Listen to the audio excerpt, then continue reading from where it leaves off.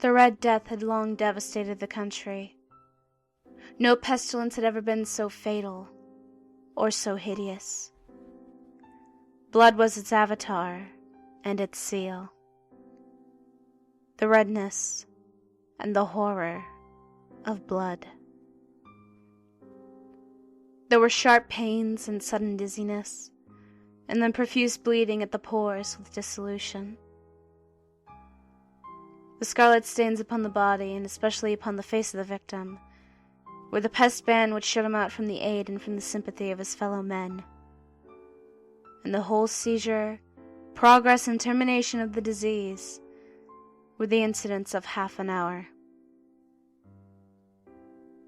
But the Prince Prospero was happy and dauntless and sagacious. When his dominions were half depopulated, he summoned to his presence 1,000 hale and light-hearted friends from among the knights and dames of his court, and with these retired to the deep seclusion of one of his castellated abbeys.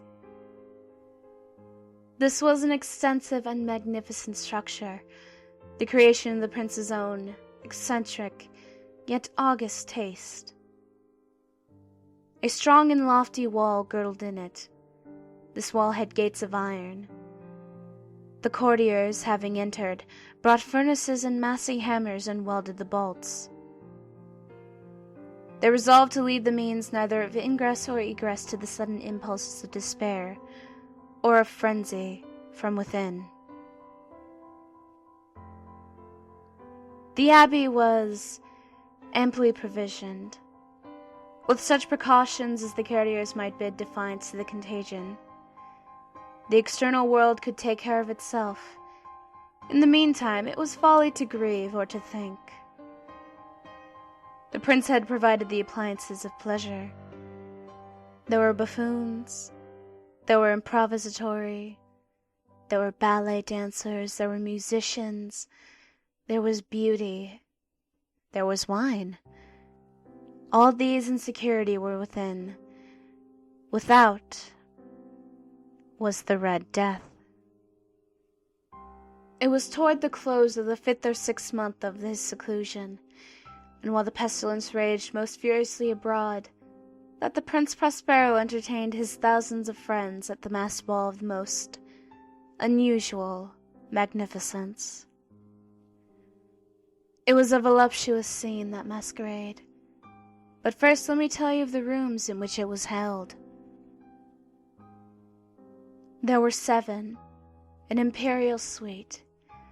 In many places, however, such suites form a long and straight vista, while the folding doors slide back nearly to the walls on either hand, so that the view of the whole extent is scarcely impeded.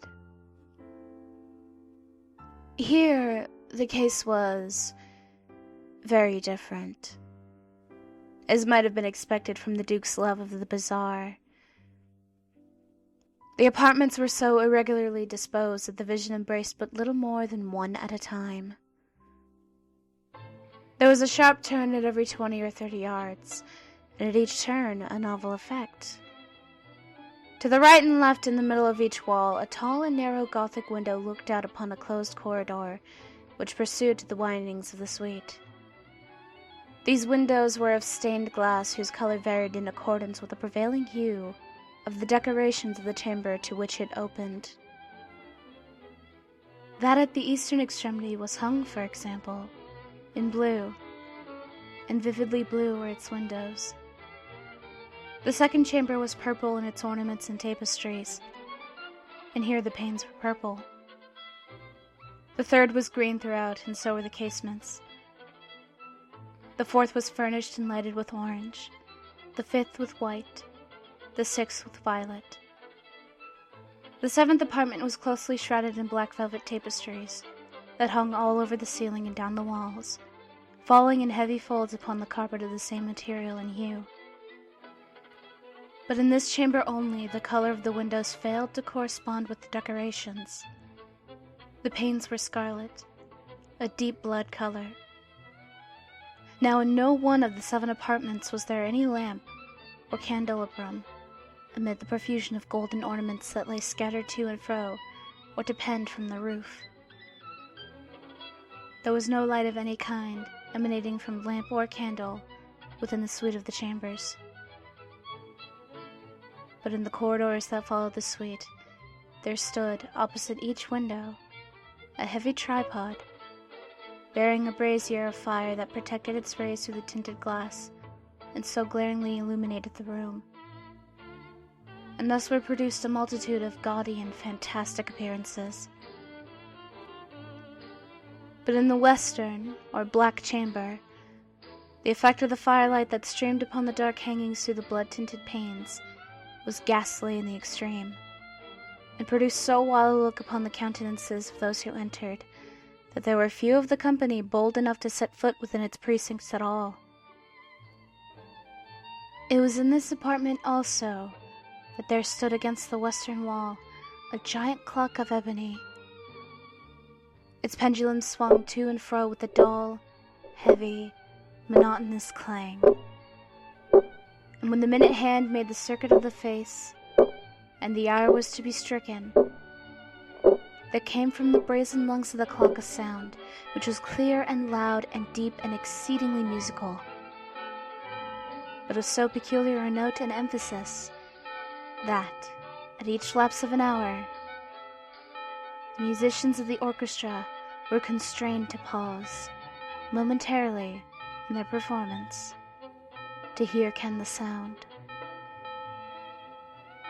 And thus the waltzers perforce ceased their revolutions, and there was a brief disconcert of the whole gay company. And while the chimes of the clock yet rang, it was observed that the giddiest grew pale, and the more aged and sedate passed their hands over their brows, as if in confused reverie or meditation. But when the echoes had fully ceased, a light laughter at once pervaded the assembly. The musicians looked at each other and smiled as if at their own nervousness and folly, and made whispering vows, each to the other, that the next chiming of the clock should produce in them no similar emotion. And then, after the lapse of 60 minutes, which embraced 3,600 seconds of time that flies, there came yet another chiming of the clock, and then were the same disconcert and tremulousness and meditation as before. But, in spite of these things, it was a gay and magnificent revel. The tastes of the Duke were peculiar. He had a fine eye for colors and effects. He disregarded the decora of mere fashion. His plans were bold and fiery, and his conceptions glowed with barbaric luster. There are some who would have thought of him mad. His followers felt that he was not. It was necessary to hear and see and touch him to be sure that he was not. He had directed in great part the movable embellishments of the 7 chambers upon occasion of this great fete, and it was his own guiding taste which had given character to the masqueraders. Be sure they were grotesque. There were much glare and glitter and piquancy and phantasm, much of what has been since seen in Hernani. There were arabesque figures with unsuited limbs and appointments. There were delirious fancies such as the madman fashions. There was much of the beautiful, much of the wanton, much of the bizarre, something of the terrible, and not a little of that which might have excited disgust. To and fro in the 7 chambers there stalked, in fact, a multitude of dreams. And these, the dreams, writhed in and about, taking hue from the rooms, and causing the wild music of the orchestra to seem as the echo of their steps. And, anon, there strikes the ebony clock which stands in the hall of velvet, and then, for a moment, all is still, and all is silent save the voice of the clock. The dreams are stiff frozen as they stand, but the echoes of the chime die away. They have endured but an instant, and a light, half-subdued laughter floats after them as they depart. And now again the music swells, and the dreams live and writhe to and fro, more merrily than ever, taking hue from the many-tinted windows through which stream the rays of the tripods. But to the chamber which lies most westwardly of the seven, there are now none of the maskers who venture, for the night is waning away, and there flows a ruddier light through the blood-colored panes, and the blackness of the sable drapery appalls. And to him whose foot falls upon the sable carpet, there comes from the near clock of ebony a muffled peal, more solemnly empathetic than any which reaches their ears, who indulge in the more remote gaieties of the other apartments. But these other apartments were densely crowded, and in them beat feverishly the heart of life, and the revel went whirlingly on, until at length there commenced the sounding of midnight upon the clock. And then the music ceased, as I have told, and the evolutions of the waltzers were quieted, and there was an uneasy cessation of all things as before. But now there were 12 strokes to be sounded by the bell of the clock, and thus it happened, perhaps, that more of thought crept, with more of time, into the meditations of the thoughtful among those who revelled. And thus, too, it happened, perhaps, that before the last echoes of the last chime had utterly sunk into silence, there were many individuals in the crowd who had found leisure to become aware of the presence of a masked figure, which had arrested the attention of no single individual before. And the rumor of this new presence having spread itself whisperingly around, there arose at length from the whole company a buzz, or murmur, expressive of disapprobation and surprise, then finally of terror, of horror, and of disgust. In an assembly of phantasms such as I have painted, it may well be supposed that no ordinary appearance could have excited such sensation. In truth, the masquerade license of the night was nearly unlimited, but the figure in question had out-Heroded Herod, and gone beyond the bounds of even the prince's indefinite decorum. There are chords in the hearts of the most reckless which cannot be touched without emotion. Even with the utterly lost, to whom life and death are equally jests, there are matters of which no jest can be made. The whole company, indeed, seemed now deeply to feel that in the costume and bearing of the stranger neither wit nor propriety existed. The figure was tall and gaunt and shrouded from head to foot in the habiliments of the grave. The mask which concealed the visage was made so nearly to resemble the countenance of a stiffened corpse that the closest scrutiny must have had difficulty in detecting the cheat. And yet all this might have been endured, if not approved, by the mad revellers around. But the mummer had gone so far as to assume the type of the Red Death. His vesture was dabbled in blood, and his broad brow, with all the feature of the face, was besprinkled with the scarlet horror.